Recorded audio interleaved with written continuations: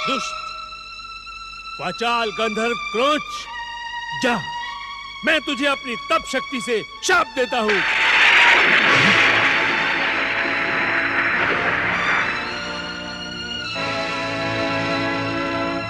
जा, तू गंधर्व लोक और समस्त दिव्य लोकों से पतित होकर पृथ्वी लोक पर जाकर मूषक बन जा। जा!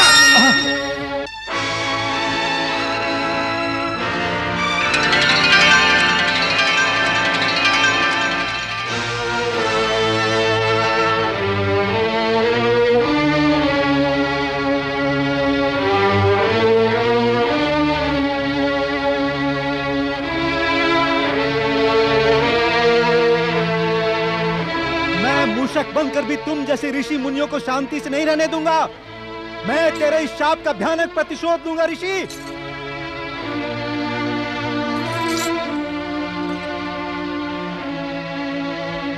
नारायण नारायण। ऋषिवर, देवराज इंद्र की सभा में आपका जो अपमान हुआ है उसके लिए मैं आपसे क्षमा याचना करता हूं। ऋषिवर, अपने क्रोध को त्याग दें। अहंकारी क्रौंच को आपने उचित दंड दिया है। देवराज इंद्र, साधु का स्वभाव तो सज्जन का स्वभाव होता है। सबका कल्याण, दूसरे के दुख से साधु दुखी हो जाता है। किंतु आज न जाने मैं किसकी लीला का निमित्त बन गया। क्रौंच गंधर्व को दंडित करने का मुझे बहुत दुख है देवराज। नारायण नारायण। आप दुखी ना हो ऋषिवर। जो जैसा करेगा वो वैसा ही फल प्राप्त करेगा। आप तो परम ज्ञानी हैं देव ऋषि। भली भांति जानते हैं कि एक तपस्वी की कीर्ति दूसरों के कल्याण से ही बढ़ती है। किसी प्राणी मात्र को शापित करके तपस्वी की तपस्या खंडित हो जाती है।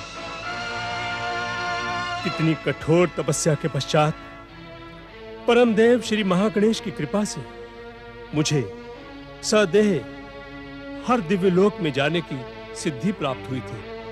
कितना उत्साहित था मैं कि अपने बचपन के मित्र बृहस्पति से भेंट हो गई। किंतु इस शाप के कारण मेरे उत्साह का सर्वनाश हो गया है देव ऋषि। नारायण नारायण।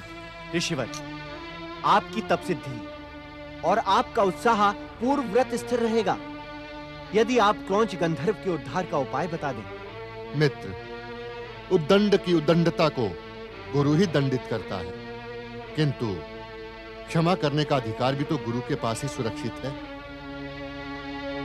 तुम क्रौंच के उद्धार का उपाय बताकर इसके अपराधों को क्षमा भी कर सकते हो।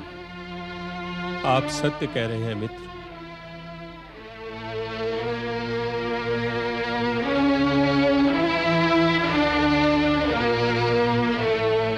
मित्र बृहस्पति, देवऋषि नारद, क्रौंच गंधर्व का उद्धार परमदेव श्री महागणेश के अवतार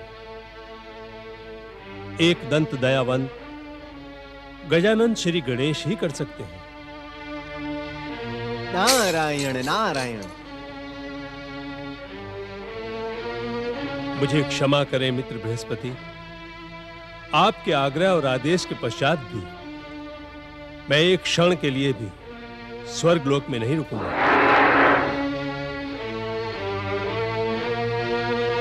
नारद, आज जो कुछ भी हुआ उससे मेरा मन दुखी है। दुखी ना हो गुरुदेव, क्योंकि हर दुख का उपचार परमदेव श्री महागणेश की आराधना से संभव है। यह शिक्षा आप ही ने मुझे दी है। इस घटना के पश्चात तो परमदेव श्री महागणेश का ही आश्रय है।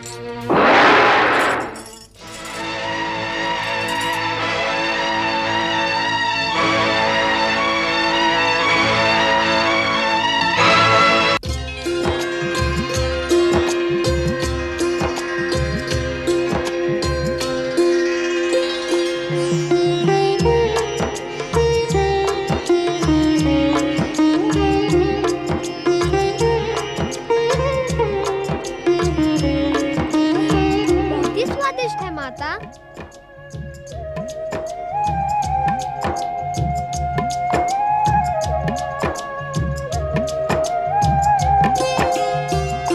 बेटा श्री गणेश, क्या तुम्हें मोदक के अतिरिक्त और कुछ भी प्रिय नहीं? माता, तुम जो भी खिलाओगी वह सब कुछ मुझे प्रिय है, परंतु मोदकों का स्वाद तो कुछ और ही है। किंतु माता, सत्य तो ये है कि आपके हाथों का स्पर्श पाकर वे और भी अधिक स्वादिष्ट हो जाते हैं। तुम्हारी बुद्धि और चतुराई के सामने सारे ही निरुत्तर हो जाते हैं।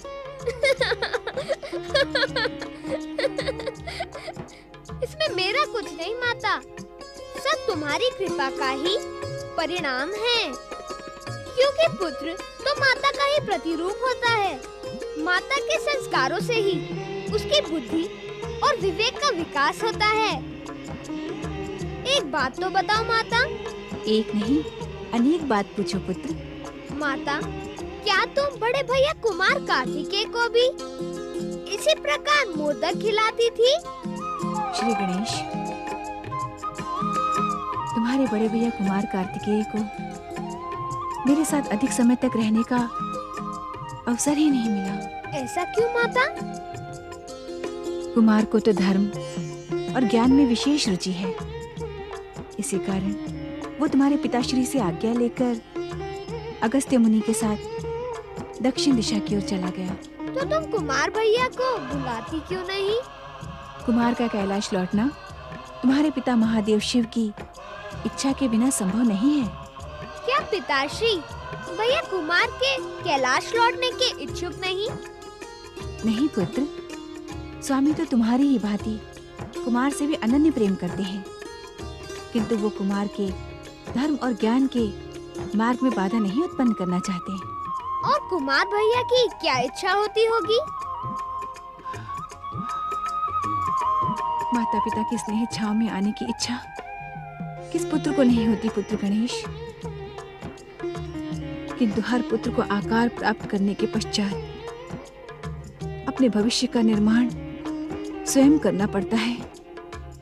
पुत्र का भविष्य उज्जवल हो, यशस्वी हो, उसके कार्यों की सुगंध संपूर्ण वातावरण को सुगंधित कर दे, यही तो हर माता पिता की अभिलाषा होती है। इसी अभिलाषा के कारण माता पिता अपने हृदय के टुकड़े को अपने से दूर कर देते हैं।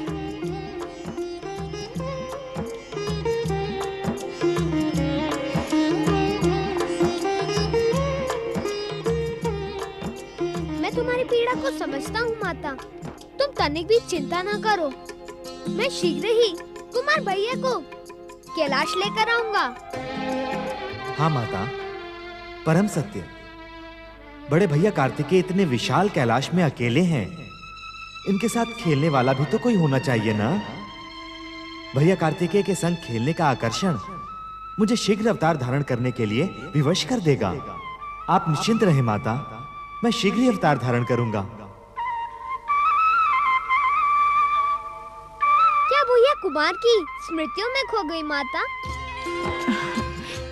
नहीं पुत्र, तुम्हारी बातों से कुछ बीती बातों का स्मरण हो आया।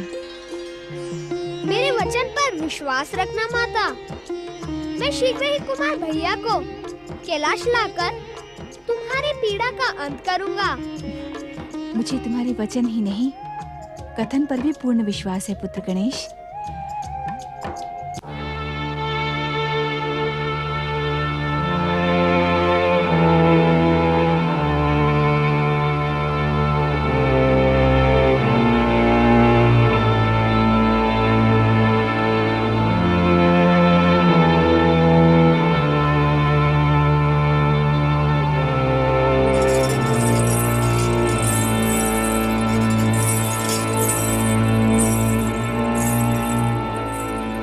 इंद्र सभा के पश्चात से ही आप उद्विग्न हैं। जो होना था सो हो गया, अब अपनी उद्विग्नता को विराम दें देवराज। देवी सची, इंद्र सभा में जो कुछ भी हुआ वो उचित नहीं हुआ। कहने को तो हम स्वर्ग के सम्राट हैं, किंतु आप इस सत्य से भली भांति परिचित हैं कि स्वर्ग का सिंहासन तीखे कांटों से भरा है। तनिक भी असावधानी हमारे लिए भयंकर सिद्ध हो सकती है। परम देव श्री महागणेश की कृपा पर विश्वास रखें स्वामी। इसमें तो कोई संदेह नहीं कि उस दिन इंद्र सभा में संगीतकार गंधर्व क्रौंच ने दुष्टतापूर्ण व्यवहार किया था। तुम गंधर्वों को नहीं जानती देवी सची। कहने को तो वे नृत्य और संगीत में व्यस्त रहते हैं, किंतु एक बार किसी से प्रतिशोध हो गया तो जीवन भर उस प्रतिशोध की डोर थामे रहते हैं। आप निश्चिंत रहें स्वामी। गंधर्व क्रौंच की दुर्दशा देखने के बाद गंधर्व तो क्या, गंधर्व राज चित्ररथ भी स्वर्ग की ओर आंख उठाने का दुस्साहस नहीं करेंगे।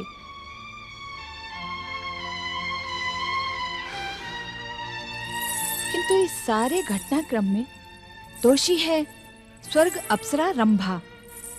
यदि उसने गंधर्व क्रौंच को अपनी ओर आकर्षित नहीं किया होता तो ये घटना घटती ही नहीं। आपको रंभा को बुलाकर प्रताड़ित करना होगा। उसने स्वर्ग की मर्यादा को भंग कर दिया है। नहीं देवी सची, समुद्र मंथन से अवतरित अप्सराएं अपनी इच्छा से स्वर्ग पधारी थी। वे अपना जीवन परम स्वतंत्र और स्वच्छंद होकर जीती हैं। उन पर हमारा कोई अंकुश नहीं। तो अब आप इस चिंता का त्याग करें स्वामी। कैसे त्याग करूं देवी सची? गंधर्वों के विषय में मैं तुमसे सहमत नहीं हो सकता। तपस्वी वामदेव से शापित होकर गंधर्व क्रौंच शांत नहीं बैठेगा, इसका मुझे पूर्ण विश्वास है। ओम नमः शिवाय, ओम नमः शिवाय, ओम नमः शिवाय, ओम नमः शिवाय, ओम नमः शिवाय, नमः शिवाय, नमः शिवाय, ओम नमः शिवाय, ओम नमः शिवाय, ओम नमः शिवाय, ओम नमः शिवाय, ओम नमः शिवाय, ओम नमः शिवाय, ओम नमः शिवाय, ओम नमः शिवाय।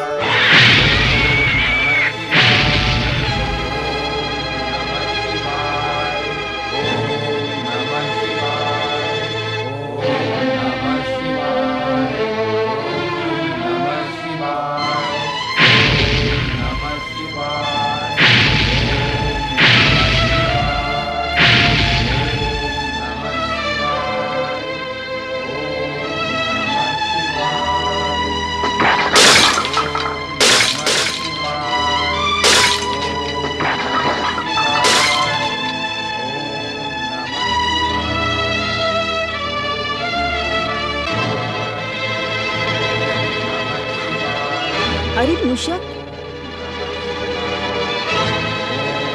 नमः शिवाय।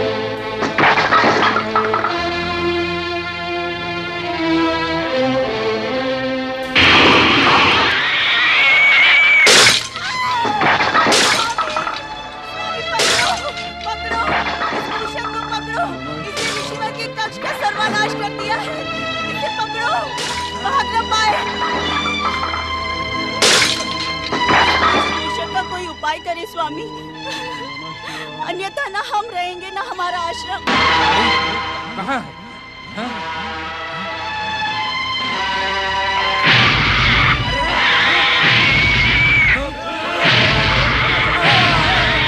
स्वामी कुछ करे स्वामी।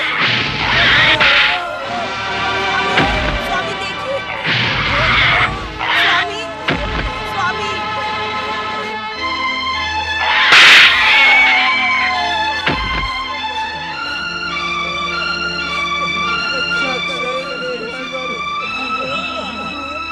रक्षा करें, रक्षा करें ईश्वर, रक्षा करें, रक्षा करें ईश्वर, रक्षा करें,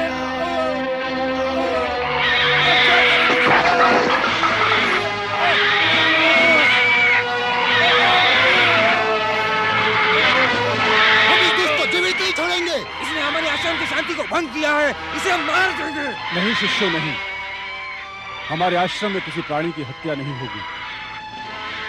किसी दुष्ट की दुष्टता के कारण आप सज्जन भी दुष्ट हो जाएं, यह सर्वथा अनुचित है। अरे मूषक कहाँ गया? चलो चलो उसे ढूंढते हैं। हाँ, चलो चलो चलो ढूंढते हैं। इस उत्पाती मूषक के उत्पात से मुक्ति के लिए हम अपने आराध्य भगवान शिवशंकर के पास प्रत्यक्ष प्रार्थना के लिए जाएंगे। वे अवश्य इसका कोई ना कोई उपाय निकालेंगे।